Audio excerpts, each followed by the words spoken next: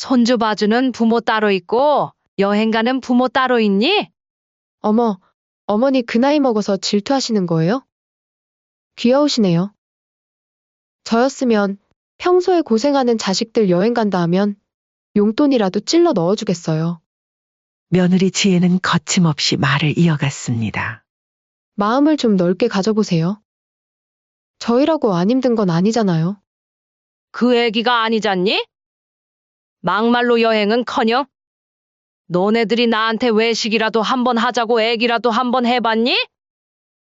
너네들이 자식된 입장으로 사돈을 챙기는 건 좋은데 나는 찬밥 신세처럼 느껴져서 그런 거다. 아무튼 앞으로 나는 딱 받은 만큼만 돌려줄 거니까 너네 알아서 하거라. 오늘 이야기 속주인공은 61세 이영선 씨와 그녀의 아들 34세 정민호에 관한 이야기입니다. 이영선 씨는 평생 가족을 위해 살아온 사람이었습니다. 20살 초반의 가난한 살림으로 시집와서 남편과 함께 손에 물말을 날 없이 살았죠. 그렇게 둘이 합심해 마련한 서울 근교의 아파트는 그저 집 한 채가 아니라 그녀의 젊음과 고생 그리고 행복했던 기억이 담긴 결실이었습니다. 햇살이 드리운 거실은 그녀가 남편과 함께 고른 커튼 패턴에 따라 은은한 그림자를 만들고 있었는데 그 패턴만 봐도 남편과 함께 커튼 가게를 돌아다니며 고르던 그날이 생생히 떠올랐습니다. 그런 남편이 세상을 떠난 지도 벌써 3년이 흘렀습니다. 남편이 마지막으로 남긴 말은 영선 씨의 가슴 깊이 새겨졌어요.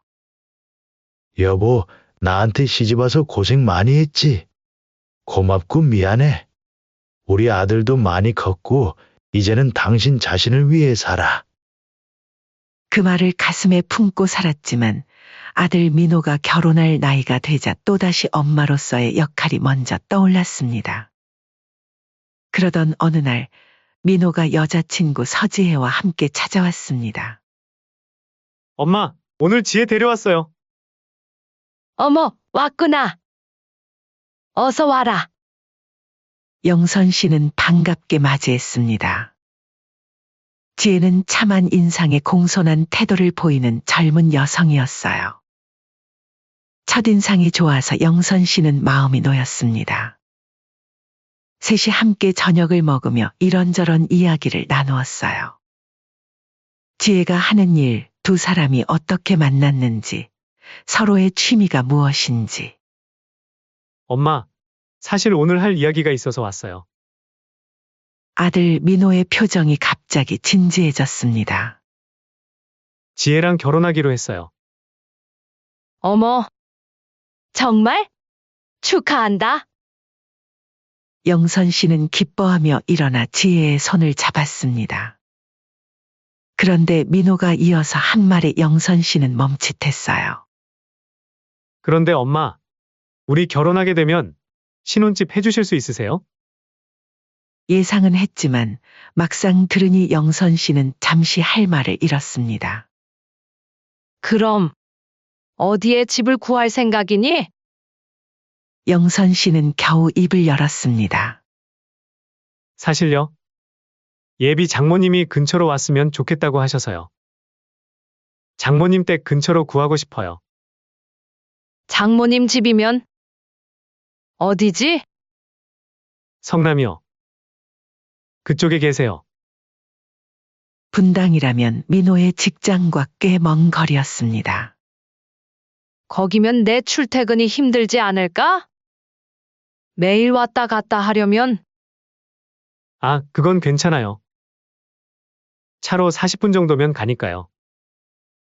민호가 대수롭지 않게 말했지만 영선 씨는 마음이 편치 않았습니다. 40분이라. 매일 그 시간을 오가야 한다고 생각하니 아들이 고생할 것 같았어요. 그리고 솔직한 마음으로는 아들과 거리가 멀어지는 것도 조금은 서운했고요. 나중에 아기 낳으면 장모님이 봐주시기도 편하잖아요. 지혜도 직장 다니니까 육아가 걱정인데 장모님이 가까이 계시면 많이 도와주실 수 있을 것 같아요. 민호는 여유로운 표정으로 말했습니다. 지혜도 옆에서 고개를 끄덕이며 영선 씨를 바라보았어요. 그리고 아무래도 지혜가 편한 게 좋을 것 같아서요. 아이 키울 때도 친정엄마가 가까이 있으면 훨씬 도움이 되잖아요. 지혜도 영선 씨를 바라보며 눈을 동그랗게 떴습니다. 대신 저희가 자주 찾아뵐게요, 어머니. 그래, 너네들이 살 집이니 너네들이 원하는 곳으로 가는 게 맞겠지. 영선 씨는 겉으로는 이해하는 척했지만 속으로는 납득이 가지 않았습니다. 결혼하는 딸을 위해 사위까지 장모 집 근처로 오라고 한다는 게 이상했어요. 그래도 곧 사돈이 될 사람에 대해 나쁘게 말하고 싶지는 않았습니다. 엄마, 이해해 주셔서 감사해요. 아들 민호가 기뻐하며 영선 씨를 안았습니다. 지혜도 환하게 웃으며 고마움을 표했어요. 어머니, 정말 감사합니다. 제가 더 잘할게요. 영선 씨는 미소를 지으려 했지만 입꼬리가 잘 올라가지 않았습니다. 그래도 억지로 웃으며 고개를 끄덕였어요. 그날 저녁 아들과 예비 며느리를 배웅하고 돌아온 영선 씨는 분당 지역의 아파트 시세를 알아보기 시작했습니다.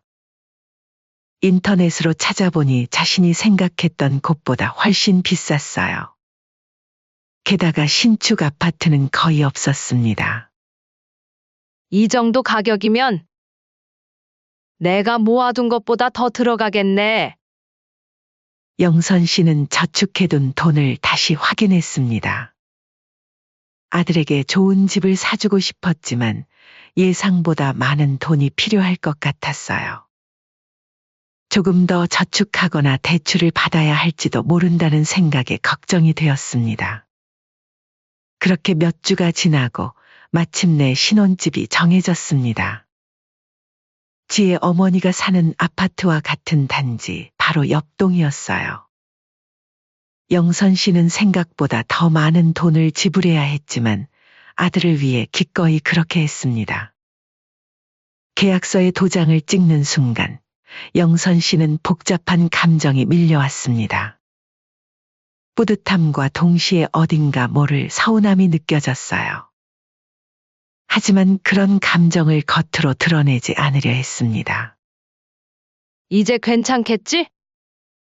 둘이 잘 살면 되는 거야. 자기 자신에게 말하듯 중얼거렸습니다. 결혼식 날 영선 씨는 눈물을 참으며 아들을 바라보았습니다. 민호는 정말 멋진 신랑이 되어 있었어요. 우리 아들, 정말 장가가는구나. 그렇게 결혼 후 민호와 며느리 지혜는 신혼여행을 다녀와 새 집에서 살림을 시작했습니다. 영선 씨는 가끔 전화로 안부를 물었지만 너무 자주 연락해서 신혼부부를 방해하고 싶지는 않았어요. 민호야, 집은 어때? 살만하니? 네, 엄마. 정말 좋아요. 고마워요. 안사돈이랑도 가까우니 며느리가 좋아하겠네. 네, 장모님이랑 어제도 한우 먹으러 외식하고 왔어요. 그렇게 결혼 1년 후 아들 부부의 첫 아이, 영선 씨의 첫 손주인 도훈이가 태어난 날은 그녀의 인생에서 가장 행복한 날 중 하나였습니다. 작디 작은 손주의 얼굴을 처음 봤을 때 그 감격은 말로 다 표현할 수 없었죠. 그러던 어느 날 며느리 지혜가 산후조리원에서 퇴원하고 아이와 함께 집으로 돌아온 지 얼마 지나지 않아 영선 씨의 전화기가 울렸습니다. 어머니, 저 지혜예요. 어머, 지혜야. 무슨 일이니? 저 오늘 일정이 생겼는데 민호 씨가 바쁘대서. 잠깐 도훈이 좀 봐주실 수 있죠? 영선 씨는 맨 처음에는 흔쾌히 수락했습니다. 어머니, 정말 감사해요. 저 금방 돌아올게요. 도훈이 분유 시간이랑 기저귀 갈아주는 거 다 메모해놨어요. 지혜는 영선 씨에게 아이를 맡기고 서둘러 나갔습니다. 영선 씨는 하루 종일 작은 손주를 돌보았어요. 분유도 먹이고 기저귀도 갈아주고 잠도 재우면서 힘들었지만 행복한 시간을 보냈습니다. 저녁이 되어 지혜가 돌아왔을 때 영선 씨는 궁금해서 물었습니다. 오늘은 무슨 일 있었어? 지혜는 천연덕스럽게 웃으며 말했습니다. 아, 저희 오늘 저희 엄마 모시고 하남 스타필드 갔다 왔어요. 오랜만에 쇼핑도 하고 외식도 하고. 영선 씨는 말문이 막혔습니다. 자신은 아이를 돌보는 동안 지혜는 안사돈과 쇼핑과 외식을 즐긴 것이었습니다. 내심 서운했지만 처음엔 그럴 수도 있다는 생각에 넘어갔죠. 하지만 그 일은 한 번으로 끝나지 않았어요. 그 후로도 일이 반복됐습니다. 주말마다 손주를 봐달라고 부탁하면서 돌아와서는 엄마, 덕분에 저희 잘 다녀왔어요. 장모님이랑 온천 여행 다녀왔는데 완전 좋았어요. 라며 마치 자랑하듯 이야기했습니다. 사돈하고만 여행 간 건 둘째치고 이럴 거면 뭐하러 사돈댁 근처에 집을 얻어달라 했는지 의아했죠. 하지만 초반에는 그마저도 이해하려 했습니다. 그러던 어느 날 또다시 전화가 왔습니다. 어머니, 이번 주말에도 도훈이 좀 봐주실 수 있으세요? 저희가 좀 급한 일이 있어서요. 그래, 그럼 내가 가마. 영선 씨는 이번에도 기꺼이 손주를 돌봐주겠다고 했습니다. 하지만 이번에는 좀 다른 점이 있었어요. 영선 씨가 아들 부부의 집에 도착했을 때 민호와 지혜는 이미 여행 가방을 준비하고 있었습니다. 어디 가니? 영선 씨가 물었습니다. 아, 제주도요. 장모님이 비행기 티켓을 예약해 주셔서 장모님랑 같이 가는 거예요. 지혜가 말씀 안 드렸나요? 알고 계시는 줄 알았네요. 민호가 대답했습니다. 영선 씨는 순간 가슴이 철렁 내려앉았습니다. 자신은 손주만 봐주고 아들 부부는 안사돈과 함께 제주도 여행을 간다니. 그날 영선 씨는 손주를 돌보면서도 내내 마음이 무거웠습니다. 창밖으로 비가 내리기 시작했고 그녀의 기분은 더욱 우울해졌어요.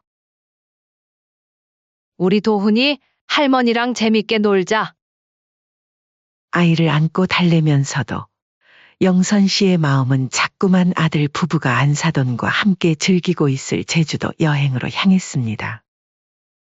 그녀는 자신도 함께 초대받지 못한 것이 서운했습니다. 이틀 후 아들 부부가 여행에서 돌아왔을 때 영선 씨는 결심했습니다. 더 이상 속으로만 사귀지 않고 솔직하게 말해보기로 했어요. 지혜야.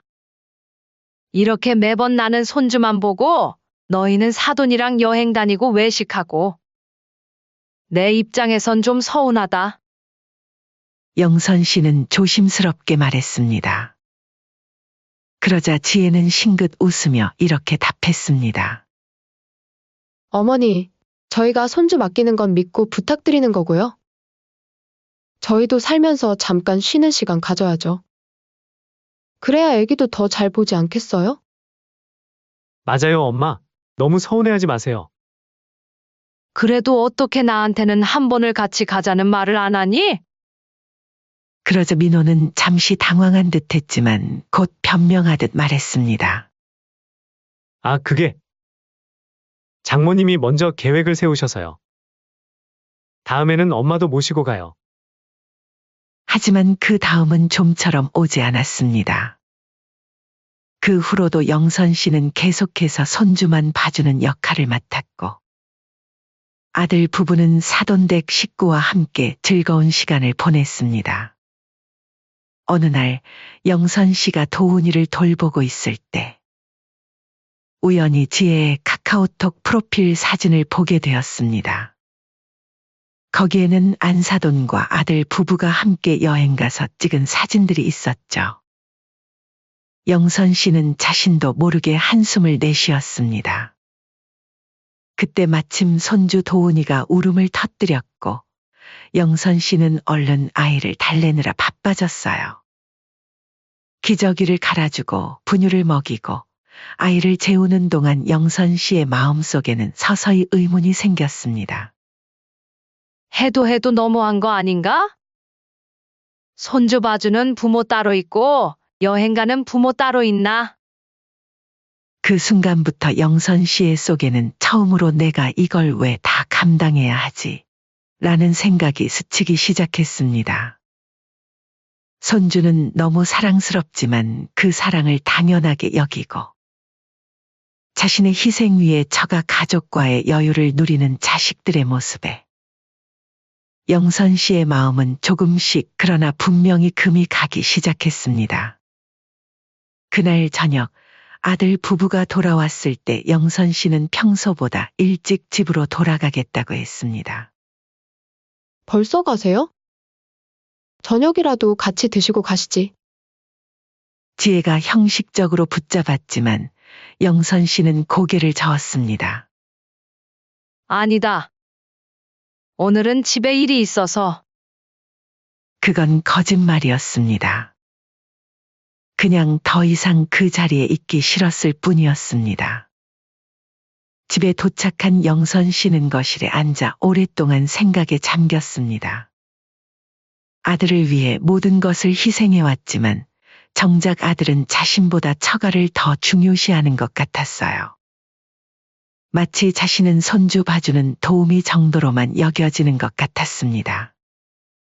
그렇게 여러 번 아들 부부에게 이러한 마음을 애기를 했지만 말로만 다음에 모시고 갈게요라고 하며 시간이 지나도 상황은 바뀌지 않았습니다. 그리고 영선 씨의 생일이 다가왔을 때 그녀는 작은 기대를 품었습니다. 왜냐하면 안사돈 생일 땐 함께 생일 기념 여행을 다녀왔기 때문입니다. 하지만 그 기대는 금방 실망으로 바뀌는데 생일 며칠 전에도 연락 한 통 없더니 당일에만 문자 하나 띄고 왔습니다. 엄마, 생일 축하해요. 요즘 일이 바빠서 전화 못 드려 죄송해요. 그게 전부였습니다. 선물도 저녁 식사 초대도 없었어요. 물론 선물을 바라는 것은 아니었습니다. 그저 사돈댁 식구들은 극진히 챙기면서 자신은 신경도 안 쓰는 게 서러웠죠. 그렇게 영선 씨는 혼자 생일 케이크를 사서 촛불을 불었습니다. 다음 날 어김없이 손주 봐달라고 연락해온 며느리에게 한 번 더 조심스럽게 자신의 마음을 털어놓았습니다. 며느라, 나도 슬슬 지치고 힘들구나. 매번 사돈하고만 외식하고 여행 가면서 나한테는 손주만 봐달라고 하니 솔직히 서운한 감정이 들 수밖에 없구나. 그렇게 마음을 열었지만 돌아온 반응은 예상을 빗나갔습니다. 어머, 어머니 그 나이 먹어서 질투하시는 거예요?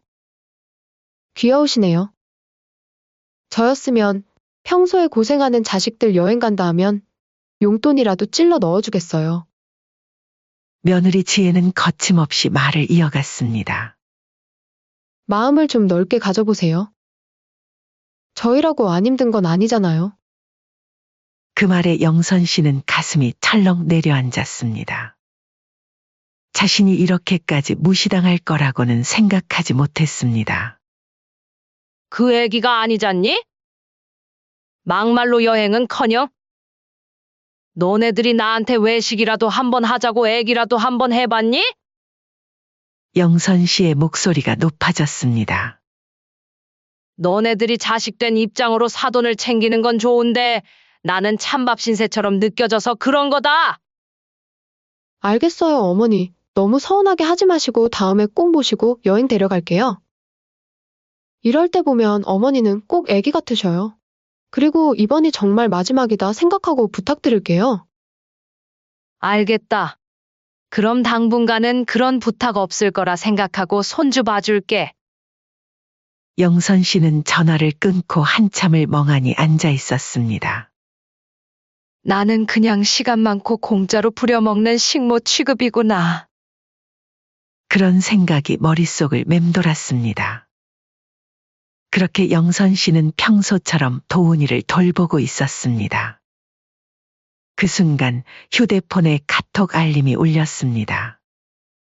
처음에는 별 생각 없이 메시지를 열었습니다. 아마도 지혜가 언제 돌아올지 알려주는 연락일 거라고 생각했거든요. 하지만 화면에 나타난 메시지를 보는 순간 영선 씨의 얼굴에서 핏기가 싹 가셨습니다. 진짜 짜증나. 별 볼 일 없는 집안이랑 결혼해주고 손주도 낳아줬더니 집 해준 거랑 손주 봐주는 걸로 생색은 생색대로 다 내고 있어. 시엠이 잘못 만나서 지겹다. 진짜. 숨이 멎는 줄 알았습니다. 손끝이 떨렸고 눈앞이 아득해졌어요. 메시지는 분명 지혜가 보낸 것이었습니다. 하지만 내용은 영선 씨에게 보낼 메시지가 아니라 다른 사람에게 보내려고 했던 것이 분명했어요. 평생 자식을 위해 참고 살아온 세월이, 그동안 자신이 희생하며 해줬던 모든 순간들이 모욕과 뒷담화 한 줄로 짓밟힌 기분이었습니다. 영선 씨는 손에 든 휴대폰을 내려다보며 몇 분 동안 그대로 서 있었습니다. 귀에서는 윙윙거리는 소리가 났고 심장은 마구 뛰었어요. 도훈이가 옆에서 장난감을 가지고 놀고 있었지만 그 소리조차 들리지 않는 것 같았습니다. 참을 수 없었습니다. 영선 씨는 떨리는 손으로 지혜에게 전화를 걸었습니다. 여보세요? 어머니 무슨 일 있으세요? 카톡을 잘못 보낸 걸 모르는지 지혜의 목소리는 평소처럼 밝았습니다. 지금 보낸 거. 나한테 잘못 보낸 거지? 잠시 침묵이 흐른 후 지혜는 민망한 듯 그러나 여전히 가볍게 말했습니다. 아, 어머니 죄송해요. 그냥 친구한테 푸념한 건데. 푸념? 그게 푸념이니? 뒷담이지? 영선 씨의 목소리가 떨렸습니다. 아니, 그러니까. 그냥 잠깐 짜증이 나서 그런 거예요. 진심으로 그런 생각을 하는 건 아니에요. 원래 친구한테는 불만도 얘기하고 다들 그러고 사는 거잖아요. 지혜는 변명하듯 말했지만 영선 씨는 더 이상 속지 않았습니다. 그동안 느껴왔던 서운함과 무시당함의 원인이 무엇인지 이제 분명히 알게 되었으니까요. 그 순간 영선 씨의 속에서 끓어오르던 것이 마침내 폭발했습니다. 그래. 이제 됐다. 내가 어떻게 살아왔는지, 너희에게 뭘 해줬는지 하나하나 떠올릴 필요도 없다. 집? 손주? 너희는 너희가 보여준 만큼 돌려받게 될 거다. 어머니. 그게 무슨 말씀이세요? 그냥 화가 나서 한 말인데. 아무리 화가 나서 하는 말이라도 방금 내용은 도가 지나쳤어. 일단 이따가 빨리 돌아갈게요. 만나서 같이 얘기해요. 얘기는 됐다. 지금 안 오면 집에 돌아갈 테니 내가 빨리 와서 도훈이 보거라. 영선 씨는 더 이상 듣고 싶지 않다는 듯 전화를 끊었습니다. 그리고 자리에 털썩 주저앉았어요. 30분 후 지혜가 서둘러 집으로 돌아왔습니다. 영선 씨는 이미 짐을 챙기고 있었어요. 어머니, 정말 죄송해요. 제가 잘못했어요. 실수였어요. 정말이에요. 듣기 싫다. 난 이제 갈 거다. 어디 가시는데요? 좀 더 얘기하고 가시면 안 될까요? 더 이상 할 말 없다.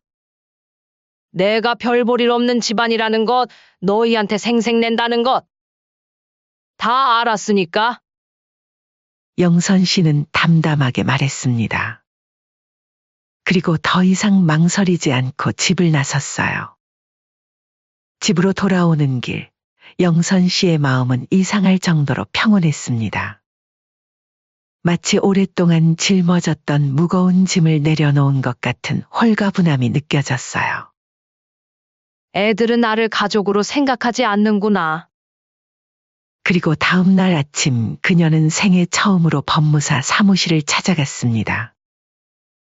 법무사 사무실에 앉아 변호사와 상담을 하는 동안 영선 씨의 결심은 더욱 굳어졌습니다. 증여세를 내고 이미 아들 명의로 해준 집이라도 취소할 수 있을까요? 네, 가능합니다. 특히 증여 후 상당한 배은망덕의 행위가 있었다면 증여 취소 소송이 가능해요. 변호사의 말을 들으며 영선 씨는 고개를 끄덕였습니다. 그동안의 일들이 충분한 배은망덕이라고 생각했어요. 알겠습니다. 그럼 진행해 주세요. 증여 취소 서류에 사인을 하는 영선 씨의 손끝은 더 이상 떨리지 않았습니다. 서류에 도장을 꾹 찍는 순간 가슴속이 후련해지며 그래, 이제 끝났다. 는 생각이 들었습니다. 집으로 돌아오자마자 영선 씨는 민호에게 전화를 걸었습니다. 아들은 여러 번 전화를 했었지만 영선 씨는 받지 않았었죠. 엄마. 드디어 전화 받으셨네요. 지혜가 무슨 말실수를 했다고 하던데. 민호야, 엄마다. 너한테 해줬던 집, 이제 엄마가 도로 가져올 거다.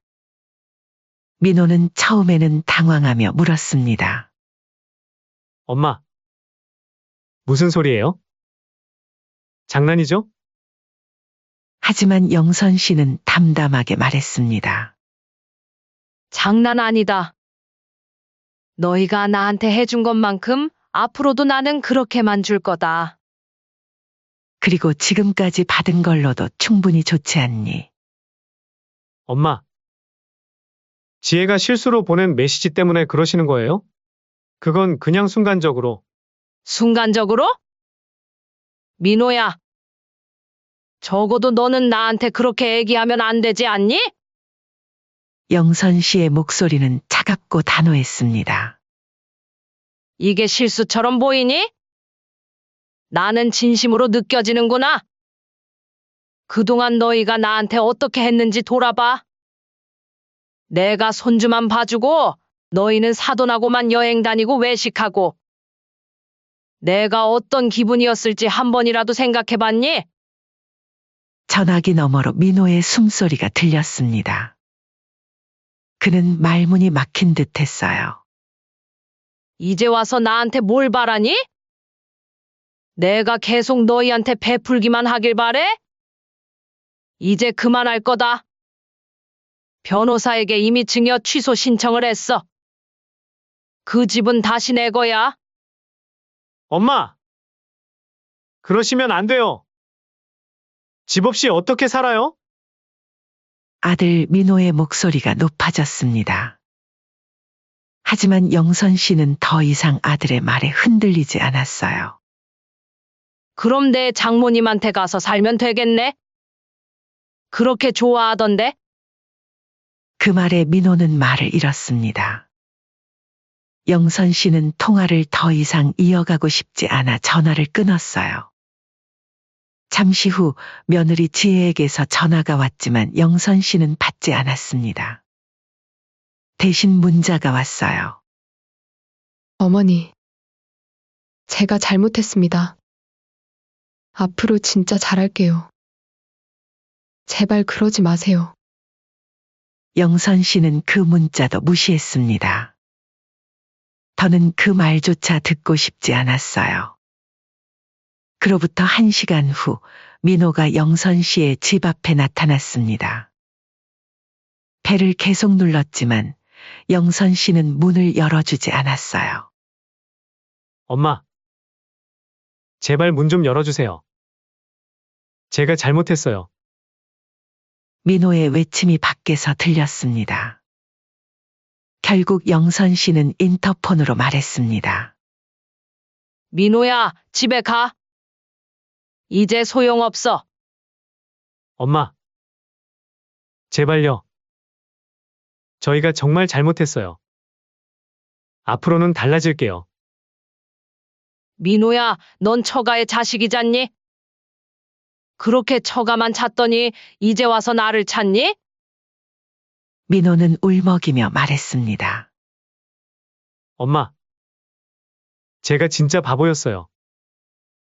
이제야 알겠어요. 제발 한 번만 용서해 주세요.